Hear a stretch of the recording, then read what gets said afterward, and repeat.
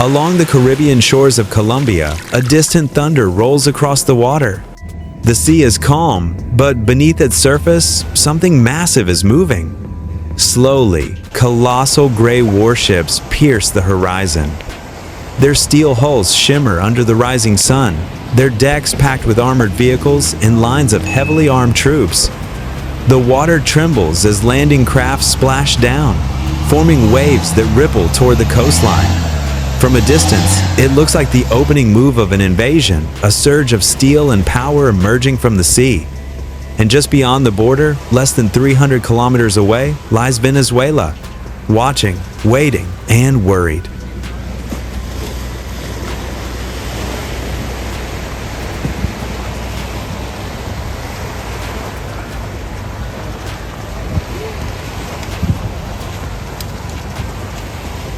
The first landing craft grind onto the Colombian beach.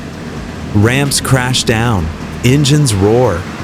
Amphibious assault vehicles surge forward, treads digging deep into the sand as they charge inland. Within minutes, hundreds of U.S. Marines establish a secure perimeter. Overhead, helicopters thunder through the salty air, while patrol boats guard the waters offshore. For locals, it is a sight rarely seen.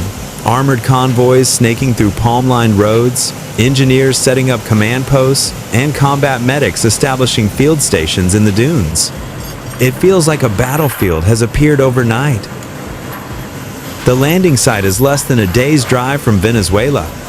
Military analysts in Caracas watch satellite images, tracking the buildup with growing alarm.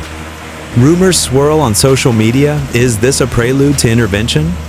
Could this be a hidden strike force, preparing for something bigger? Political tension between Venezuela and the United States has simmered for years. Accusations of espionage, sanctions, and border disputes have left deep scars. And now, a massive foreign military force stands just across the border. For Venezuela's leaders, this is not just a drill, it feels like a message. On the beach, the buildup intensifies. Mobile artillery rolls off landing craft. Radar trucks unfold their antennas like mechanical wings. Drone operators set up command shelters while infantry squads rehearse urban combat drills on makeshift buildings. Offshore, warships maneuver in precise formation, launching reconnaissance boats and unmanned underwater vehicles. In the sky, fighter jets slice through the clouds in screaming arcs, while refueling tankers circle patiently above.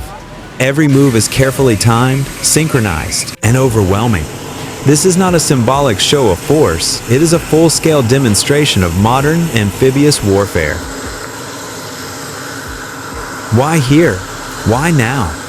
For decades, Colombia has been one of Washington's closest partners in South America. It has fought cartels, insurgents, and piracy with support from the United States. Its proximity to Venezuela makes it a key strategic foothold. If instability ever spills across the border, Colombia would be the first line of defense and the first staging ground for any rapid response. By hosting this operation, Colombia sends a message of its own. It stands ready alongside its allies.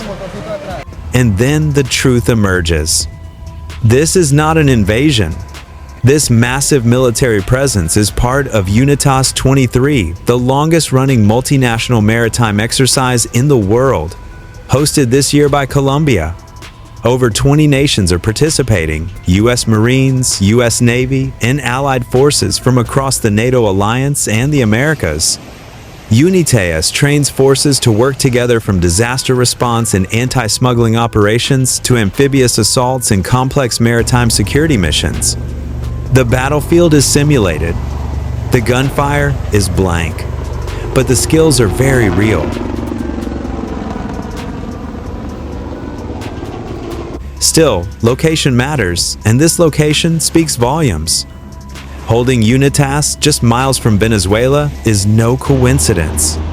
It is a demonstration of readiness. If conflict or crisis were to erupt, NATO forces could arrive in days, not weeks. For Venezuela's military planners, watching foreign warships mass just across their border is deeply unsettling. It's a reminder that geography is not protection and that power can arrive swiftly from the sea.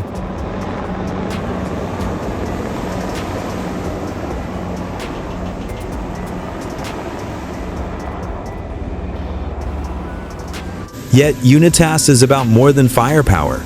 Troops also practice humanitarian missions, disaster relief, search and rescue operations, and medical support in crisis zones. Engineers build temporary shelters. Medics treat simulated casualties. Logistics teams coordinate massive supply chains, skills that matter just as much in hurricanes as in war zones.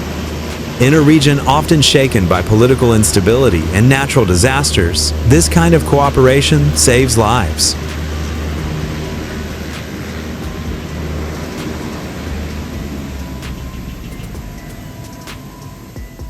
As the final day ends, the warships weigh anchor and slowly disappear over the horizon. The beaches grow quiet again. No invasion.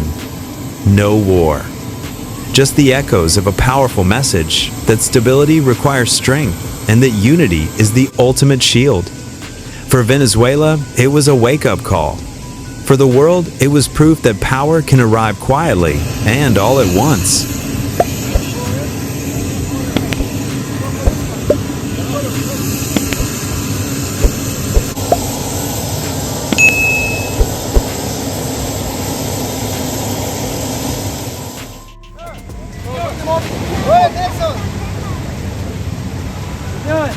Passa, velho.